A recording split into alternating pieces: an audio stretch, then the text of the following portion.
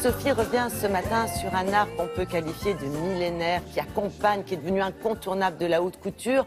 Bonjour Sophie. Bonjour. Tous les brodeurs, graveurs qui sont là pour sublimer les collections ont aujourd'hui attiré votre attention. Exactement. Et alors, j'ai eu la grande chance que la maison Chanel m'ouvre ses portes. Alors, figurez-vous, ils ont des ateliers à Pantin, donc desquels font partie les maisons d'art Le Sage et Le Marié. Et alors là, Isabelle, c'est vraiment un temple de la confection. C'est féerique. C'est féerique. Alors, pour une femme, en plus, c'est d'autant plus féerique. Mais surtout, on découvre des métiers et on voit à quel point des jeunes femmes, aujourd'hui, ont une passion et un engouement pour cet artisanat d'art et ces métiers de la confection. J'ai découvert des métiers aussi comme fleuristes artificielles. Elles sont très peu nombreuses aujourd'hui en France. Elles font un travail absolument incroyable. C'est très créatif, c'est vraiment de la recherche, c'est des heures de travail pour une robe haute couture. C'est somptueux. Hein. C'est somptueux. Alors on va être autour de entre 200, 300. Le directeur artistique de la Maison Le Sage me disait en s'amusant, on commence à compter à partir de 300. Vous voyez donc 300 vraiment heures, évidemment. 300 heures de travail pour une seule robe haute couture. Oui, c'est ça la haute couture. Mais alors ce sont des modèles absolument exceptionnels. Donc il y a ces ateliers se sont ouverts à Pantin récemment et du coup nous avons eu la chance avec les caméras de Télématin d'aller les rencontrer. C'est somptueux. Regardez.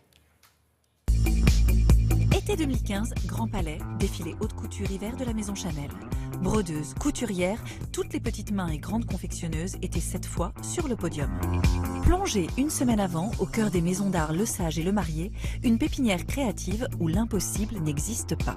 Impossible n'est pas chez Le Sage. Plus le rêve est fou, plus c'est excitant. Si on devait faire des choses banales, très franchement, je pense qu'on ne ferait pas partie de ce métier. Parce que c'est le challenge qui nous anime, l'envie du beau, si. Peut-être que c'est un mot qui aujourd'hui n'a plus beaucoup de sens, mais le beau, c'est quand même super. Et ça nous aide à vivre ici.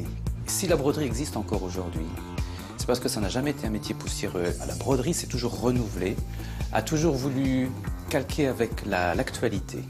Aujourd'hui, nous avons des défis technologiques qui nous sont proposés, qui sont absolument majeurs, en tout cas concernant l'esthétique, et nous ne pouvons pas être indifférents à ça. Donc les jeunes générations, certes avec leur œil créatif, mais aussi parce qu'elles sont empreintes de toutes ces nouvelles technologies, apportent une nouvelle vision à la broderie qui est celle d'aujourd'hui et certainement celle de demain. Avec toutes ces jeunes, je puis vous dire que c'est extrêmement enthousiasmant.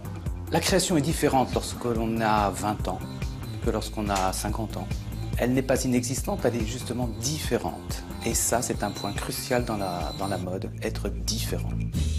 À tel point différent qu'ici l'important n'est pas de trouver, mais de chercher. C'est vraiment un savoir-faire, ça c'est sûr. Peut-être c'est mieux de ne pas savoir comment quelque chose est fait pour chercher, pour faire des erreurs et comme ça, c'est possible de trouver quelque chose qui n'était jamais fait avant.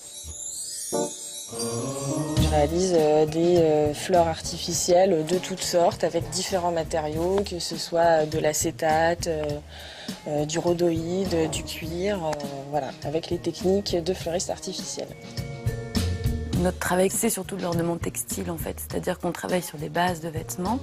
Ça commence par l'échantillonnage. Si l'échantillon est sélectionné, Karl dessine tout ce qu'il veut avec, une robe ou un bas de manteau, un col.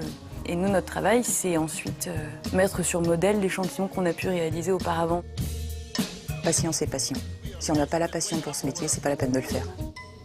Patience, passion et précision animent ces petites mains et grands talents de la couture française. Alors, combien de temps pour créer un tel bijou ? Ça se compte en centaines d'heures. Il y a des robes qui peuvent aller jusqu'à 300 heures. Genre une petite fleur, ça peut prendre 45 minutes, juste pour la fabriquer. Il n'y a pas de règle. À 300 heures, on peut commencer à réfléchir pour une robe. Pour une robe ? Dans ce bastion du temps suspendu, le savoir-faire s'acquiert au bout de nombreuses années. Le savoir-faire, il s'acquiert au bout de beaucoup d'années, au moins une dizaine d'années. Et ça doit rester comme ça pour apprendre ce genre de métier. C'est un nom, Chanel. C'est un nom qui impressionne. Tous les jours, je me dis que j'ai de la chance d'être là, de faire ce métier. On voit des choses magnifiques tout le temps. Et c'est agréable de travailler dans le beau. Oui, avec le grand Karl. Bon, c'est une très bonne idée de mettre à l'honneur tous ces sublimes métiers d'art. C'est un vrai savoir-faire français. Exactement. Et je crois que le défilé aussi les a concernés. Alors, tout à fait, Isabelle, le défilé les a concernés. Et alors là, on avait le défilé haute couture de la Maison Chanel, donc qui s'est tenu au Grand Palais le 5 juillet dernier.